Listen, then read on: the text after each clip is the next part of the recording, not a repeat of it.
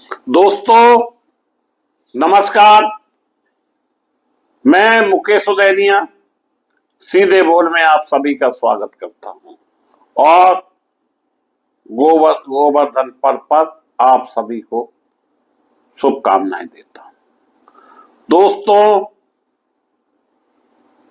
दीपावली के बाद गोवर्धन पूजा होती है और जिसमें गोबर का सर्वाधिक महत्व होता है। एक कहावत में भी कहा गया है कि आज ही के दिन भगवान श्री कृष्ण ने इंद्र का अहंकार तोड़ा था।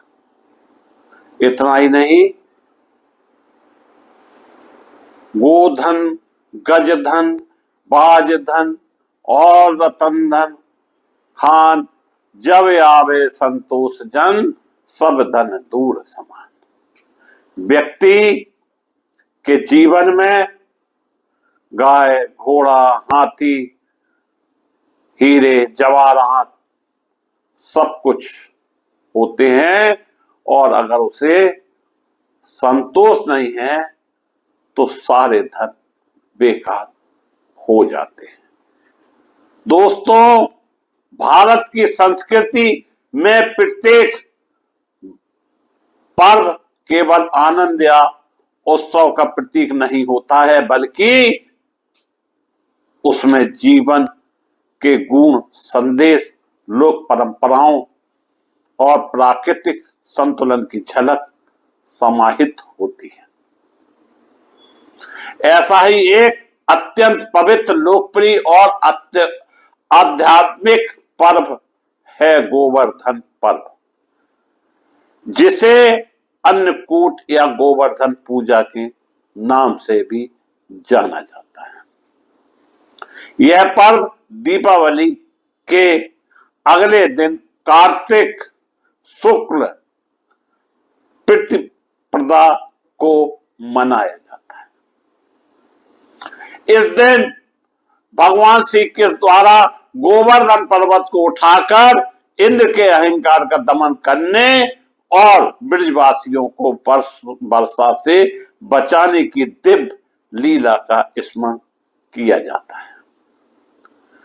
पौराणिक कथा के अनुसार जब भगवान श्री कृष्ण बाल अवस्था में गोकुल में रहते थे, तब वृंदावन के लोग इंद्रदेव की पूजा किया करते थे ताकि वर्षा हो और उनकी फसलें अच्छी हो। श्री कृष्ण ने पूछा कि आप सब इंद्र की पूजा क्यों करते हैं? तब लोगों ने बताया कि इंद्र वर्षा के देवता है, उन्हीं की कृपा से खेती होती है। तब श्री कृष्ण ने समझाया कि वास्तविक पालनकर्ता प्रकृति है। गोवर्धन पर्वत, गौ माता, वृक्ष, नदियां और धरती माता जिससे जीवन संभव होता है, उन्होंने सुझाव दिया कि इंद्र की जगह गोवर्धन पर्वत की पूजा की जाए। लोगों ने कृष्ण की बात मानी और गोवर्धन पूजा की। इससे इंद्र को क्रोध आया और उन्होंने भारी वर्षा शुरू कर दी।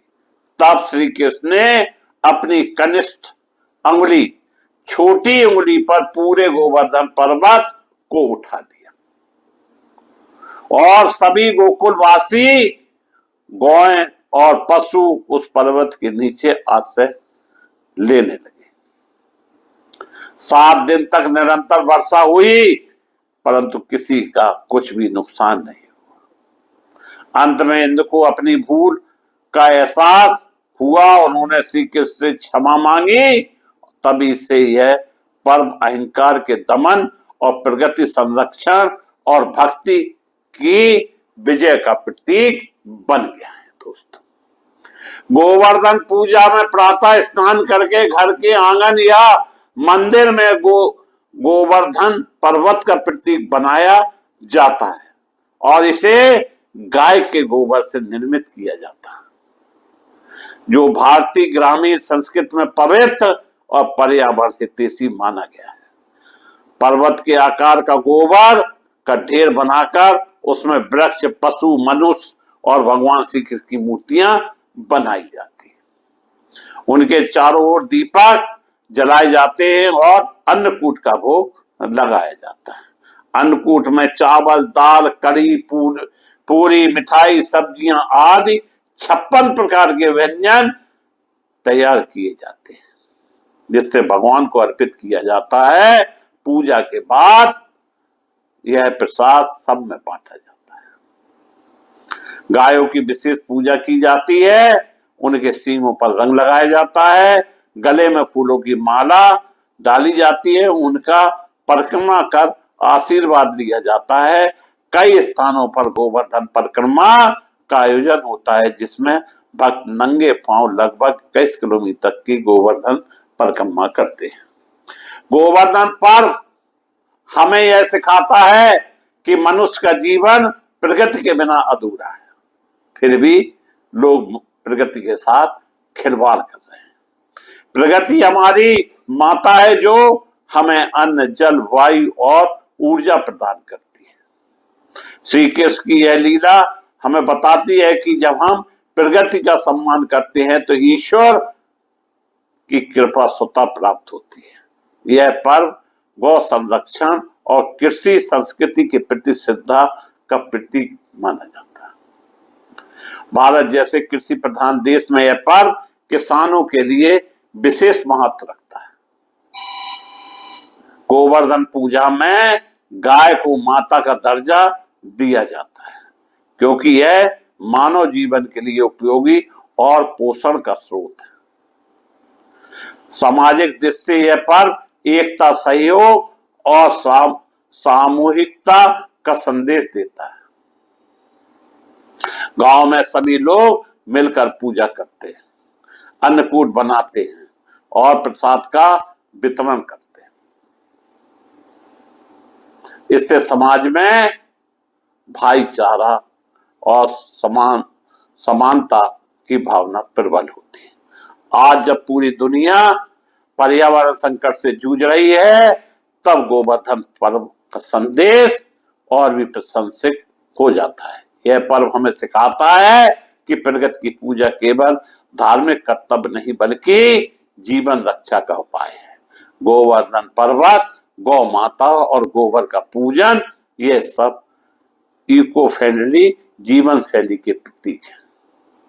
गाय का गोबर और गोमूत्र आज वैज्ञानिक दृष्टि से भी लाभदायक सिद्ध हुए। इससे जैविक खेती को बढ़ावा मिलता है और रासायनिक खादों का उपयोग कम होता है। इसी प्रकार पर्वत, वृक्ष और जल स्रोतों की रक्षा हमारा नैतिक दायित्व है। गोवर्धन पर्व भक्ति, कृतज्ञता, पर्यावरणीय चेतना का अद्भुत संगम है। यह पर्व हमें अपने जीवन में अहंकार, त्याग, प्रगति, सम्मान और समाज के सहयोग की भावना अपनाने की प्रेरणा देता है। दोस्तों, आज जब आधुनिकता की दौड़ में हम अपनी पारंपरिक जड़ों और प्रगति से दूर होते जा रहे हैं, तब गोवर्धन पूजा का यह संदेश पहले से कहीं अधिक आवश्यक है। प्रगति ही परमेश्वर है और उनका संरक्षण ही सच्ची पूजा है। इसलिए हमें चाहिए हम केवल पूजा तक सीमित ना रहें, बल्कि अपने कर्मों से भी प्रगति की रक्षा करें। यही श्री कृष्ण की गोवर्धन लीला का सच्चा सार है और इस पावन पर्व को वास्तविक उद्देश्य भी यही है। मैं पुनः आप सभी को गोवर्धन की पर्व की हार्दिक शुभकामनाएं देता